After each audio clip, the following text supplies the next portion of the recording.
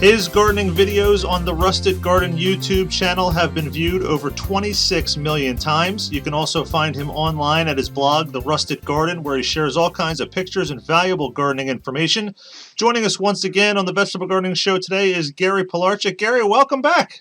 Thank you. Glad to be back. And how are you doing? I'm doing great. So let's start right there. What have you been up to since we last talked? So the garden's growing. I think I had before. I have a community garden. I got my backyard garden. I'm actually going to be building a display garden for All America selections at my community plot. So that's something new that I'm going to have a lot of fun with. Biggest thing right now is I'm waiting for this weather. It's ridiculous here in Maryland, Zone 7. It's frost every night. It's spring. I can't get much out there. So I've got plants all overgrown in my basement, really, in my studio, waiting to get outdoors. Okay, so you sound a lot like me up here in New Jersey. We're about the same zone, and that's pretty close. Yeah, my wife is getting a little antsy because the entire right side of my basement is all my starts and everything. So I'm running out of room, and I heard it's supposed to be nicer weather this Friday and Saturday, so we'll get a couple of days. I mean, it doesn't really do you much good, but what are you going to do? It's like the winter that'll never end, I'll tell you. Right. I think we're going to miss spring, too, where we get the nice 70-degree days, because I think it's going to be 80 or something here. So, okay. Anyway, yeah. You deal with it, right? Yeah. I mean, there's not really much you could do other than, I mean, I guess there's been years you kind of get used to that where you just go right from a snowstorm and then the next day you're in shorts and flip flops. So, but all right. So that you gave us a little insight into some of the gardening that you have, new things you have coming up this year. The one where you're talking about with the All American Selections winner, is that something that they contacted you about to do, or you're just doing that on your own? So I'm actually doing it with them, but I got to go to their trial grounds about 2 years ago. So I kept a relationship up with them. It's grown each year, but it was really interesting to see how they actually do seed trials for all the new varieties that they find, the hybrids that are out there. And then they, come to market. Okay. Yeah, I had Diane Blazik on the show, I guess about 4 months ago. Yeah. Is that who you spoke to get this all set up? That's who I work with, yeah. Okay. Yeah. Real nice. She's great. Yeah, real nice person, really great. Did they give you a specific, I guess, lot of seeds that you have to grow, or did you kind of pick your own? So they've been around, believe it or not, she probably told you, 85, 86 years. So we've been growing the seeds. All the probably gardeners listening to this, we grow the sweet banana pepper. That's one of them. So I have seeds that I've collected, but I am going to be growing their 2018 winners too. So they've sent those to me. And then I wanted to really concentrate on that display garden being really what I like most. And that's a tip that I have for gardeners, is to pick what you like most, what you eat most. Don't try and grow everything because it gets overwhelming. But I'm going to be doing predominantly tomatoes, peppers, and I've really added in beans this year to my plans for my gardens.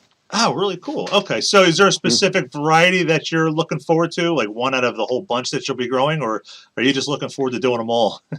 I'm looking forward to doing them all. Last year I grew their variety Midnight Snack. It's a cherry tomato with the dark purple, the anthocyanin color to it.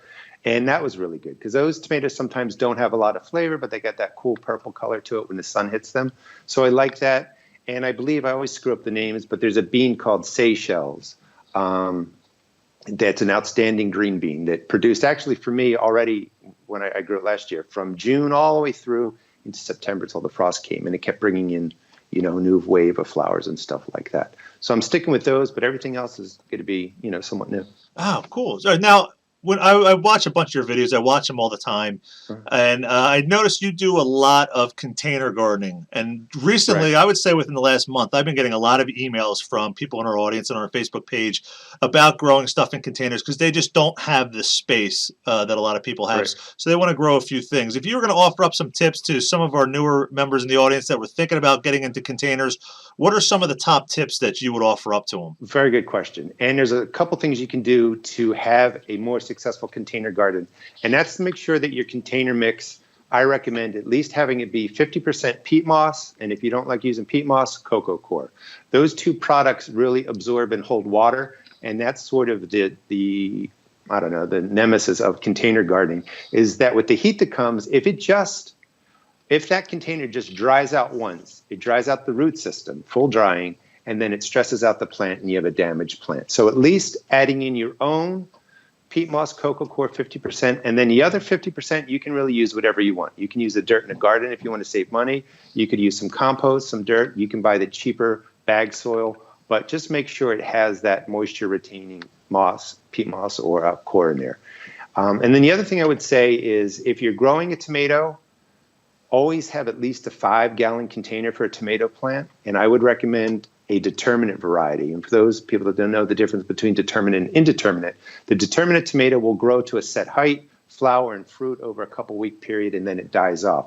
But they don't tend to get as large. They're perfect for 5-gallon containers. And if you want the indeterminate varieties, the ones that grow and grow till frost comes, try and get closer to 7-10 gallons and 1 tomato per container. Oh, are there any determinate varieties that you would recommend to our audience, and particular ones? Any determinate varieties really is okay. And what I recommend is decide what you want. If you want the bigger beefsteaks, that's harder to find in a determinate, but you can find plenty of 6 to 8 ounce tomatoes. I like to kind of match the determinate variety to my zone. So here in Maryland, it gets really hot in late June, July. So you might want to try and look for a variety that says, heat tolerant. If you need something for a shorter season, you can get the determinate varieties that are cold for like cooler areas and stuff like that.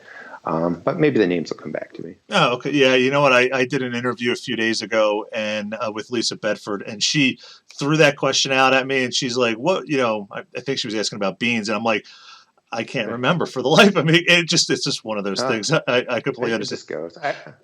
I say ever since, I'm 51 now, last couple of years, stuff goes. As long as you know you're forgetting, you're okay. So as long as you know you forgot, you're all right. So. All right. So now, okay, good. I like that because I'm going to use that from now on. As long I knew I forgot. I just But all right. When it comes to containers, now I was just watching before we jumped online here with you. I was watching a video that you posted not too long ago about sweet potatoes. So I saw that you were doing those in containers, which doesn't really surprise me, but it kind of does because I've never actually done sweet potatoes in the containers. But are there any crops that you recommend absolutely to not grow in containers because you're just wasting your time, or they're just not going to grow? So, it's interesting. So, for instance, in a 2.5-gallon container, if you can keep the watering up, you could grow a pepper plant in there. In a 5-gallon, you could grow 2 pepper plants. So, some plants do really well, and peppers do really well in containers. The smaller tomatoes, like I mentioned, do well. You don't want to go to full-size cucumbers, zucchini, squash, in the 5-10-gallon containers. They're just going to get too out of control, really. And watering is really, really difficult. Even if you're at home, you water in the morning, you think you go out shopping. In a hot day, a mature cucumber plant can suck the water out of your soil and you're in trouble. So try and buy dwarf varieties of the vining crops, I guess. That I would say, if you're going to do a vining crop, go to dwarfer, type varieties. Oh, cool. So I want to kind of switch gears and talk about your YouTube channel. You're well over 26 million views, well over 100,000 subscribers now. You're doing very well with that. Kind of give us some behind the scenes baseball, what goes on, what what you determine, like which videos you put up and the length of the videos, and what are you trying to get across to your own audience? So, one, I would encourage anybody who's got a garden to start creating a YouTube channel. And you want to think about your own style. Like when I started this 5 years ago, there were a lot of videos already. Gardening's the same. You grow a tomato one basic way, but you can have, twist on it to your own personal style. My style is more I didn't even have my face in the videos. It's just right on the subject, getting the point across of what you're doing and teaching. And that's what my videos are. So pick a theme, stick to the theme that best matches how you want your garden videos to be. The other thing is to really just enjoy what you're doing. My growth came a little over time. Like for a year and a half, I had 1,000 subscribers, and then it started kicking in, and it just grows. So don't do it for the subscribership. Do it for more out of the passion. And, just stick with it. Themes I pick for the last 4 years, I pretty much start in January 1 and go through my whole year of how I do things. But I got a little tired of that. So I've compiled all those 4-year videos into long format videos that are on my channel now with digital tables of contents. So you can see tomato from seed starting to harvesting and can just jump to the parts of the video you want. And right now, this is actually, I got a studio this year I built in my basement. So I'm doing a do-it-yourself series on all the different recipes for garden sprays. And I'm doing the Rusted Garden Show now, which is a little bit more fun for me down here.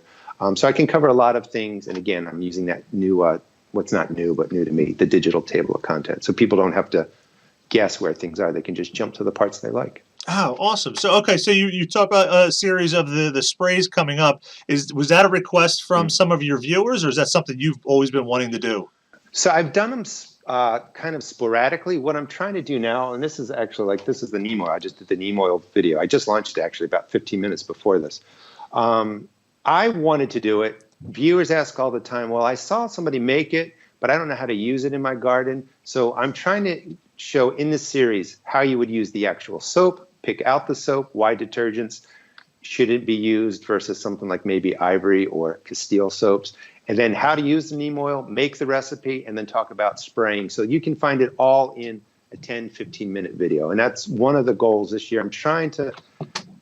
I'm actually shooting longer videos, but packing in more information. So you don't have to go 3 places to find out how to use the spray, how to make the spray, and what insects to use it on. Oh, okay. So for those in our audience out there or that have watched Gary's channel, then you already know that he gets a tremendous number of comments on there. And I wanted to ask you, this is sort of my own personal question, Gary, is Sure. as you go through those comments, have you noticed sort of you get the same questions over and over again? Because the common question I'll get literally like 3, 4 times a week, somebody will email me or on the Facebook page is weeds. How do I keep the weeds down? That's sort of something that always comes across. Do you get some similar topics like that where people will say, hey, Gary, can you make a video on this? And you kind of seem to keep getting that same request over and over again? Yeah, they do. And they kind of rotate because so many new people are getting into it. So people are asking the same questions. And when your YouTube channel gets to size or you have a show that's been going on like yours, they don't always get to see what was going on a year ago. So you're getting all these new comments and questions again. Weeds is one of them. How can you make your garden just be less maintenance of the stuff we don't really enjoy so you can do, more of the things you enjoy and stuff like that. But I answer actually probably 98, 99% of my comments. I just feel that's a good way to stay connected to people. And then I do pull off of that. If I see a theme coming up, I'll, try and make a video on it. Oh, cool. Now, the last time we spoke, you were telling us about the fairly new adventure that you had with Callie Kim called Coast to Coast Gardening. It's been about, I guess, 6 to 8 months since we spoke to you last. How is that going? And, what's kind of going on with that and the future of Coast to Coast? Right. So that's sort of tabled only because, one, Kim and I are working together a lot on different things, for the garden channels and for different things that we're doing. And I was actually just in California. She celebrated 100,000 YouTube subscribers. So she had a celebration for it. So I was down there. Got to take my wife down. It was really enjoyable. Gardening Coast to Coast was always like it. We love the idea. We have a Facebook group. We stay in contact with people through there. But we didn't like having to do, I did half the video, she did half the video, and we just spliced it together. So she and I are working on a way to both be on live or being able to interact similar to what we're doing, maybe do a Q&A series, but something that's just a little bit different than putting 2 videos together. But we like the concept. We'll see if we could, do something down the line off of it. Oh, cool. That sounds like a really cool idea, though. You got to get both ends of the country and various zones, what she's growing in different time frames, and you guys can take the questions at the same time. Because live video is not easy. I've tried it a few times, and it's not getting on camera is the problem. It's the technology in my case, as I'm sure you've experienced some technological issues as well. So now a common theme of some questions that I also get are, what are some tips? I mean, you mentioned one earlier, grow what you like to eat. That seems to be a common one for advice for new gardeners. Are there some other ones that you would recommend to new gardeners to when they're just starting out so that they don't get overwhelmed? Yeah, I would, again, like I was saying, pick, 2 or 3 plants that you enjoy. Start with those. Don't try and do too much at once. If you're just getting started, for a family of 4, 2 tomato plants, 2 pepper plants are plenty. You can do like bunching onions, radishes, lettuces in the cool weather, maybe a kale plant. But just kind of start small because you have more fun being able to watch that grow, take care of it, than being spread out too much. The other thing is don't get overly stressed about overloving your plants, like I like to call it, and I've been talking about that a lot in my videos, is we spend too much time worrying about, is a chemical fertilizer a poison? No, it's not a poison. All things in the planet are chemical. If that's all you can use, go ahead and use it. Don't think everything has to be organic, because I know we talked before about what happens if you have critters or you get critters in your yard. Well, when you're using blood meal, fish meal, or bone meal, those are all meat products. They attract cats and stuff like that. So if you have that problem, don't stress that you can't use that organic fertilizer. Find a different one. Use compost. But the bottom line is your plants can do extremely well just off of compost. A low fertilizer with a low NP and K, 5, 5, 5 or less. Doesn't matter what it is, how fancy it is, plants grow in compost and dirt. So don't overstress, I guess is one point. Oh, awesome. All great tips, Gary, no doubt. Look at the clock. We're just about out of time. If our audience members wanted to go over to the Rustic Garden on YouTube channel, they would just search the Rustic Garden. Sure. And also, what's your website address? You can, I have a garden seed shop now at www.therustedgarden.com, and there's a blog attached to that. You can find me there. And you can look up Gary Pilarchik or The Rusted Garden, and you'll find it on YouTube. Awesome. To our audience members out there, we are going to link to Gary's YouTube channel. It's a great channel, a lot of great information. You definitely want to subscribe. And when you subscribe, don't forget to click the bell notification so that you get notified when he uploads new videos. And we're going to link to his website and, of course, read his blogs. There's a lot of great information. Gary, thank you so much for coming on tonight and sharing your great information. I do appreciate it. Thanks for having me, and I'd love to come back in the future. Absolutely. Well, that's all the time we have for tonight's episode. If you got something from it, click that like button below. Also, check out our 2 other videos right here. And don't forget to click that subscribe button. And don't forget the bell notification so that you never miss one of our episodes. We upload new episodes every Tuesday, Thursday, and Sunday mornings at 9 a.m. For the Best of a Gardening Show, I'm Mike Podlesny.